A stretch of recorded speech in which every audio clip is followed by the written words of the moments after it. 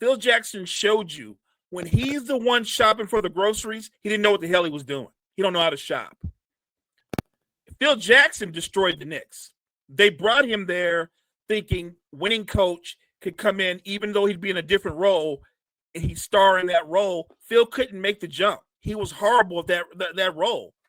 They didn't part ways. They ended up firing his ass because he was horrible in his role. Yeah, and the funny part about Stoudemire is he wants to really, harp the blame on Melo. When the one time he was healthy and they were making a run, obviously they ran into Miami in the playoffs. You know what killed their chances? Try Amari punching a fire extinguisher and hurting his hand in the middle of the series. In the middle of the series, it was already a long shot for them to beat the Heat. I'm not saying it would have happened, but you know what really drops that to zero? Your second best player getting mad and punching a fire extinguisher because he couldn't control his temper.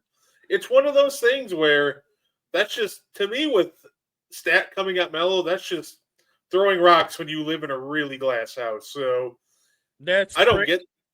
You know what though? I guarantee you, Stoudemire will say, "Well, Melo's the reason I punched the fire extinguisher." I was so upset with him that I just lost it. Like, look, I don't know when Carmelo Anthony became low-hanging fruit.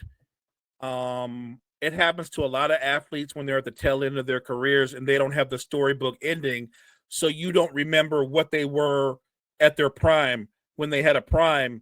The way people looked at Melo in his prime versus the way they looked at him the last couple of years of his career, it's different. The same way they're looking at Russell Westbrook and Russell Westbrook.